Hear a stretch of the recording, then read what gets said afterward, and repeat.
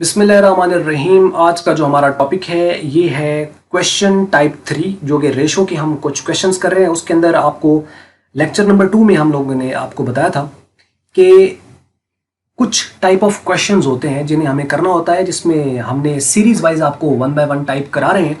पिछली जो दो टाइप थी वो एक रिप्रेजेंटेशन थी, एक उसकी कन्वर्जन थी, और जो तीसरी क्वेश्चन की जो टाइप है वो कंपैरिजन है, यानी representation, conversion and comparison. So comparison is the third type of the question that we are doing here. अब आप इसमें देखिए कि दो क्वेश्चन हम आपको यहाँ पर कराएंगे और दोनों के अंदर एक जो मेन बात है उसको आपने समझने की कोशिश करनी है। अगर आप वो समझ पाए तो चीज़ें फिर आगे कैलकुलेट करना या उसका वो चीज़ें इतनी ज़्यादा मैटर नहीं करती। आइए हम शुरू करते हैं। पहले वो बात कर रहा है कि in exam you may be asked to compare the two ratios in order to know the larger और स्मॉलर वैल्यू। और value mean value of the ratio, means के उसकी रेशो को वो देखेगा कि रेशो किसकी ज्यादा है किसकी कम है। Let's consider the following example. इसमें से कुछ एग्जाम्पल्स यहाँ पर दे रखी हैं। अच्छा देखें, जब भी आपने रेशो को कंपेयर करना है तो उसमें कंपैरिजन में यही तो होगा कि या तो वो बराबर है या बराबर नहीं। जब भी हम दो रेशो को आपस में कंपेयर करेंगे तो या तो वो दोनों रेशो आपस में बराबर आएंगी या दोनों बराबर नहीं आएंगी। अब अगर वो बराबर नहीं है तो वो क्यों नहीं है? क्योंकि मतलब एक उसमें से बड़ी है दूसरी छोटी है, या हो सकता है पहले वाली छोटी हो दूसरी बड़ी हो। कि जब यानी आपकी जो दो रेशोज होंगी, या पहली बात है कि जो भी अब आप कंपेयर करोगे तो या तो वो इक्वल निकलेंगी या अनइक्वल निकलेंगी। सीधी सी बात है, या वो इक्वल होगी या अनइक्वल होगी। इक्वल पे तो बात ही खत्म है ना, दोनों बराबर होंगे, ना कोई बड़ी ना छोटी।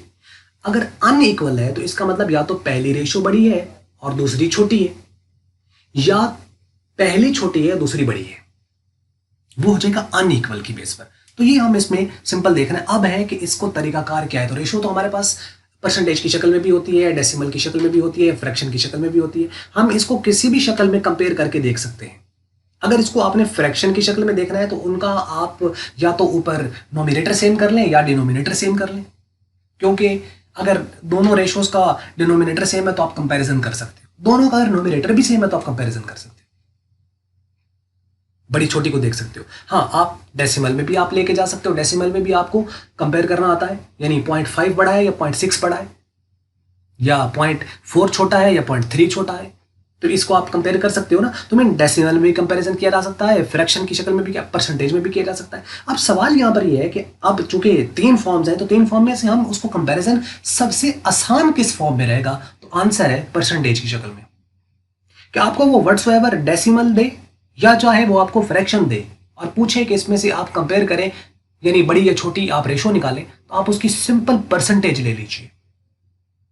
जब आप परसेंटेज ले लोगे तो परसेंटेज को कंपेयर करना आसान है। मैं पूछूं कि 50% बड़ा होता है या 40% बड़ा होता है, तो 40% छोटा है और 50% जो है उसके अंदर बड़ा है।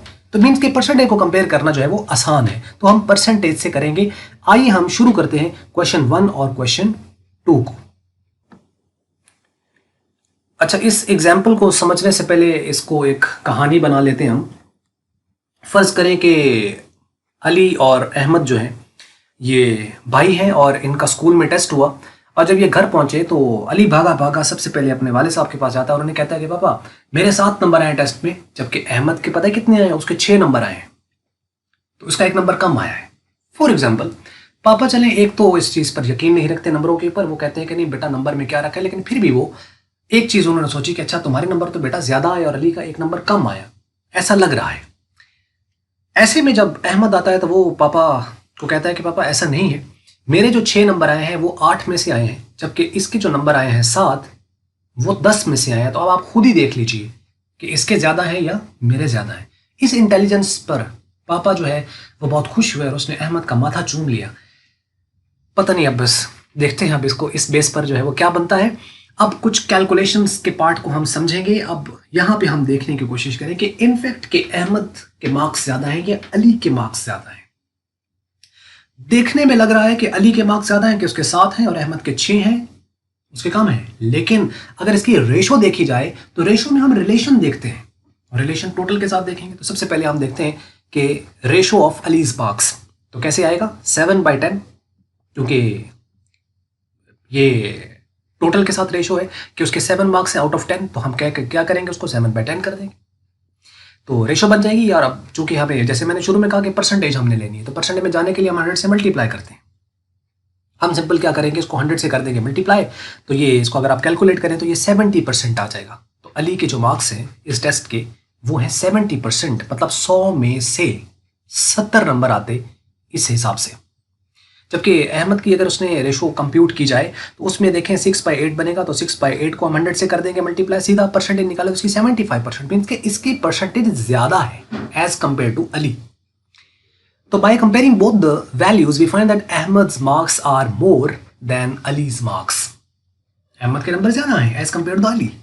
तो बात आपको समझ लगी होगी यहाँ पे। और दूसरा जो क्वेश्चन यहाँ पर है वो है असलम जो है उसने अर्न किया है यहाँ पर 25,000 पर मंथ, जबकि स्पेंड करता है 20,000 पर मंथ। 25,000 वो कमाता है जबकि 20,000 उसमें से खर्च कर देता है, जबकि अकरम जो है वो अर्न करता है 15,000 पर मंथ और उसमें से सेव करता है 5,000 पर मंथ। पूछता है कौन सेव ज़्यादा कर रहा है। अब देखो इसमें सेविंग दे रखी है उसने इसकी, जबकि इसकी सेविंग तो दी नहीं है। वो स्पेंडिंग की भी रेशो आपसे पूछ सकता है, सेविंग की भी पूछ सकता है। स्पेंडिंग की करें तो स्पेंडिंग को हम डिवाइड करेंगे टोटल पे, और अगर सेविंग पूछे तो सेविंग को डिवाइड करेंगे हम टोटल पर।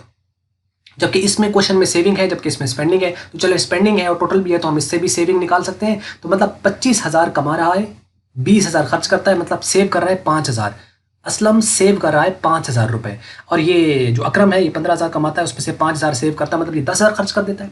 तो इसका मतलब ये भी सेव कर रहा है 5,000, ये भी सेव कर रहा है 5,000। दिखने में तो ऐसा है कि दोनों इक्वली सेव कर रहे हैं, ऐसा लग रहा है ना। 5,000 असलम सेव करता है पर मंथ, अकरम भी 5,000 पर मंथ सेव करता है, लेकिन still there is a difference.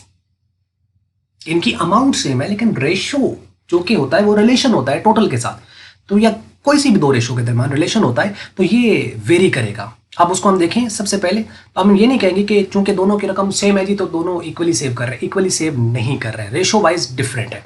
हम सबसे पहले इनके दोनों की रेशो सेविंग निकाल लेंगे। सेविंग ऑफ असलम कैसे है कि 25,000 में से 20,000 उसने खर्च कर दिया तो 5,000 सेव आ गया।